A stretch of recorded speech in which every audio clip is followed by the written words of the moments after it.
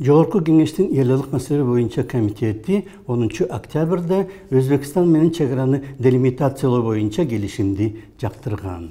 6 депутат аны колдогон, 4 депутат каршы добуш берген. Бирок комитеттин төрагасы Чыңгыз Айдарбеков жана анын орун басарлары азырынча ал чечимге кол койбой жатат. Анткени жыйынга келишим долбоору көрсөтүлгөн алып келинген эмес, аларга көрсөтүлгөн эмес.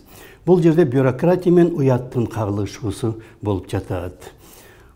Келишимди жактырган 6 депутат комитеттин жалпы 14 мүчөсүнүн жарымынан аз. Бирок жыйынга катышкан 10 депутаттын жарымынан көп. Бюрократия боюнча Чыңгыз Айдарбеков чечимге кол коюш керек эле, бирок ага анын уяты жол бербей жатат.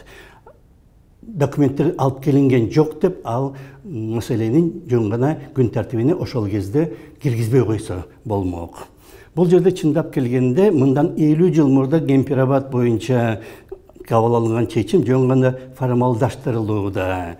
Бирок Кыргызстандын жери берилип жатат. Ошондуктан Айдарбеков жарандык турумун түшүнсө болот. Азыр 14 комитетке мүчө 14 депутаттын баарынын катышуусу менен жаңы жыйын өткөрүш керек сыяктуу.